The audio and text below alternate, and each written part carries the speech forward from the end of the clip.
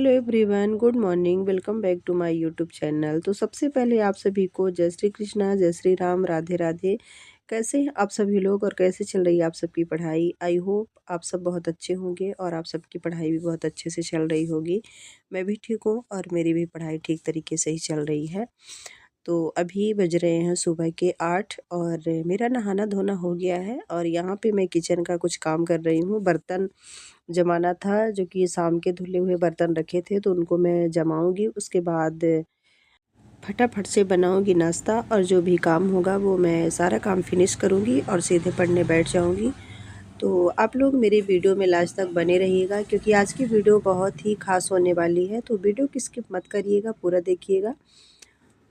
तो आज की इस वीडियो में हम शेयर करने वाले हैं कि 2025 में दिसंबर में जो नेट जेआरएफ का एग्ज़ाम हुआ था वो मैंने क्यों नहीं दिया।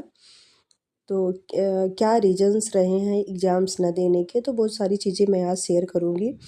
तो देखिए, मेरा नेट यूजीसी का पेपर न देने का कई सारे रीजंस हैं कि मैंने क्यों नहीं दिया।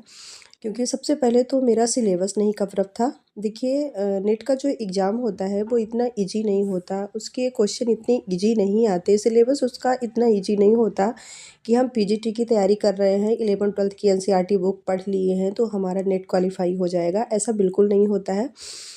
तो उसके अकॉर्डिंग हमारी तैयारी नहीं थी। मतलब एक प्रकार से मैं कहूँ तो मेरा सिलेबस ही नहीं कंप्लीट था कि मैं नेट का एग्ज़ाम दे सकूं।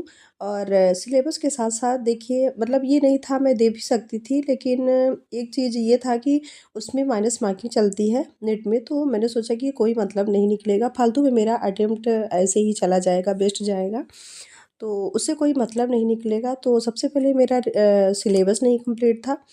और सिलेबस के साथ साथ जैसे जूलॉजी लाइफ साइंस का तो सिलेबस की बात छोड़ दो, बाकी मेरा पेडागॉजी भी नहीं कंप्लीट था। क्योंकि पेडागॉजी मुझे इतनी ज़्यादा डिफ़िकल्ट लगती है और मैंने बिल्कुल भी नहीं पढ़ा था। मैं ये सोचती थी कि चलो पहले मैं जल्दी जल्दी अपना साइंस का कवर अप कर लूँ। तो एनसीईआरटी में पढ़ने लगी, फिर एनसीईआरटी के साथ साथ जो भी टाइम मिलता था तो मैं थोड़ा रेफरेंस बुक को देने लगी।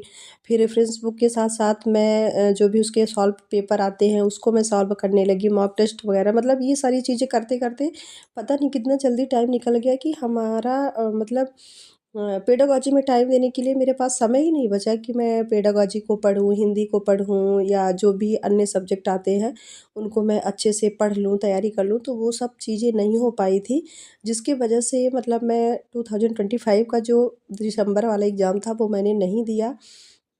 और मेरा पेपर न देने का एक रीज़न ये भी था कि देखिए, मेरी जो इंग्लिश है, इंग्लिश लैंग्वेज मतलब इंग्लिश स्पीकिंग जो है, इंग्लिश में फ़ोकस जो है, पकड़ है, वो भी मेरी अभी वीक ही है। क्योंकि मैं अब धीरे-धीरे कर रही हूँ, लेकिन ज़्यादा मेरा वो नहीं था। जबकि नेट की जो जितनी भी क्लासेस चलती हैं यूट्यूब पे, मैराथन क्लास चलती है, वो सब ऑल टू ऑल इंग्लिश होती है। तो मैं मैराथन क्लास लेती तो थी, जैसे 8 घंटे, 6 घंटे, 10-10 घंटे की मैं लेती थी।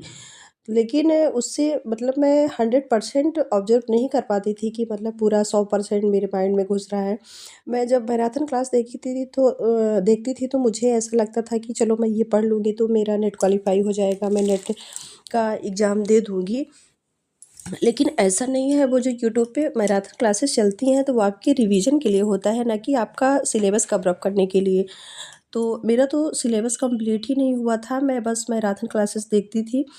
और जैसे मैं 8 घंटे 10 घंटे की मैराथन क्लास देख ली, उसके बाद उसी चैप्टर की, उसी टॉपिक के जब मैं क्वेश्चन सॉल्व करने लगती थी तो मेरे क्वेश्चन ही नहीं अटेम्प्ट हो पाते थे, मतलब मेरे मार्क्स ही इतने कम आते थे।